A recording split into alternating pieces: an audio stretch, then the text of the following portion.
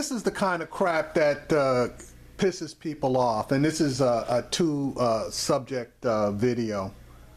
The people that you see in front of you are Japanese Americans that were subjected to internment during World War II, primarily Japanese Americans located on the West Coast, California specifically.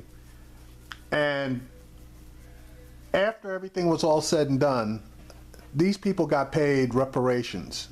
They even got an official letter from President Reagan apologizing for the internment, if I'm not mistaken. It was either Reagan or Bush. I think it might have been Reagan.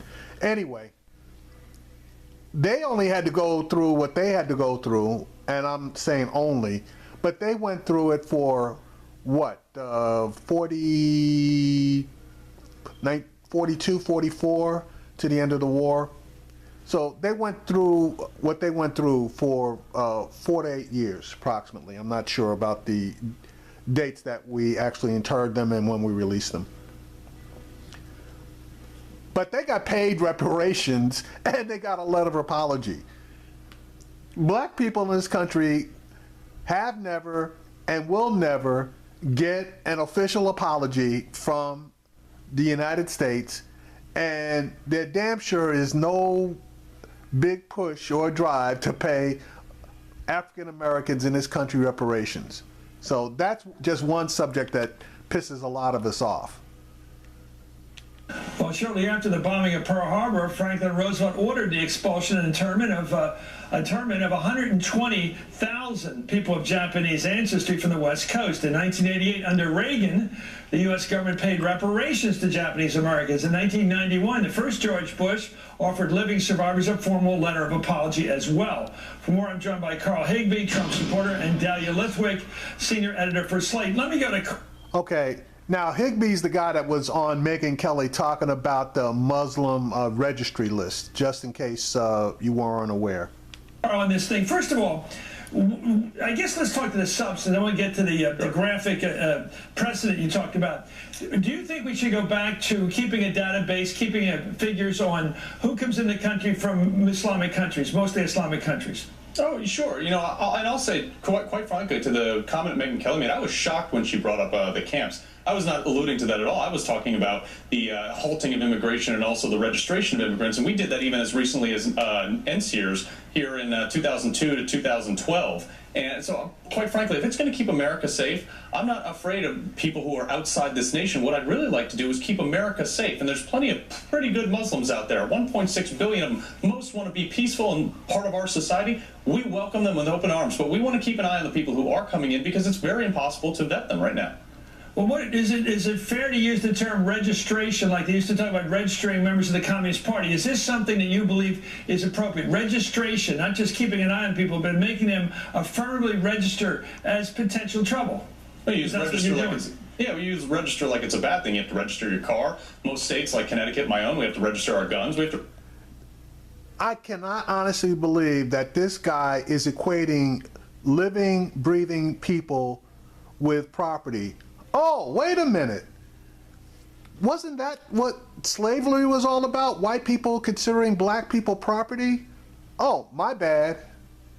Register a ton of things. So the thing is, if we have to keep a couple tabs on a couple people that aren't protected under the same constitutional rights as all everyday Americans, then yeah, I'm okay with that, as long as it keeps America safe.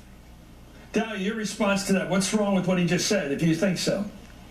That guy just said he's willing to do whatever it takes, constitutional or not, in order to discriminate against everybody else other than, I'm going to say it, white people, in order to keep America safe. So if there's a problem and a bunch of Hispanics start going crazy, I guess it'll be time to register them. And then obviously, you know, registering black people for white people apparently appears to be no problem. Well, what's wrong is that when he had this conversation yesterday with Megyn Kelly, what he said is there's precedent. And the precedent, we all assumed, and I think she assumed correctly, the constitutional precedent is the 1944 case of Korematsu. Okay. Now, this lady didn't do all of her homework, because Korematsu okay, was the precedent that they used in order to round up the Japanese people. That particular precedent was overturned. It was overturned. So, and declared unconstitutional. So for these guys to be referring back to a law that was declared unconstitutional is wrong. She should have brought that out. Absolutely constitutional. He's right. It's never been overruled. It has been overruled. Also stands as the blackest mark for civil liberties in American history. That's not true. Slavery was the blackest mark against civil liberties in the United States. Antonin Scalia himself, no liberal, held out Korematsu and the Dred Scott case as the two most shameful decisions in constitutional history. And so I think when he says there's precedent for this, there's precedent, that doesn't mean normatively it's something we should do. In so fact, what would you say about something that we... That precedent, again, just to repeat myself, was overturned, okay? It was overturned by the Supreme Court. look at as despicable. What would you say about let's separate these two questions. One is the allusion to the Japanese internment. Internment. It's not internment. That's burying somebody. It's internment. That is one issue that I think we all agree was a bad experience. Do you agree with that, Carl? We should have done that. I was shocked when. Let's all agree on that. Yeah, so I was that's shocked when bad. Megan brought that up. She brought it up. Okay, that's not the way it was reported. It sounded like you brought it up, but you said that's why Donald Trump won the election, because the mainstream media falsely reports a lot of things. Well, I'm trying to do my job here. So let me get back to, so you don't even want to defend that. So good, I agree with you. I think we all agree that. Because the United States government really apologized for that, and the American 100%. people did through the government. So let me get back to Dahlia on the question, should we keep a database or registration of people coming here, for example, from Syria or from anywhere, Saudi, Iraq, any one of those wonderful places? What do you think? Well, this is the trick. The trick is to get around having a registry that's based on religion. We do it on country of origin. It's based on coming from those origins, those countries. With a country of origin. And it just so happens that 24 out of the 25 countries that were on the NCR's list of suspect countries happen to be majority Muslim countries. So let's be very clear that we are talking about a proxy for keeping Muslims under a separate kind of scrutiny. This isn't just a list of other countries. This is a list, and North Korea, that's the 25th, of countries that are majority Muslim. So let's call it what it is. Where's the terrorism coming from? Where's the terrorism coming from? Thank you, Chris. Nah, bullshit. Thank you, Chris. The terrorism is coming from all over the place. Now, you know, Chris just created a false situation here. Yeah, you can say that terrorism is primarily coming from countries over in the Middle East, but terrorism is also coming from countries like Belgium and France. So if you want to register everybody that's coming from all of those Middle Eastern countries, you damn sure better register countries like Belgium and France, because we damn sure know that a bunch of terrorists were situated in those two countries, and probably in other countries throughout the European region. So that's what her answer should have been.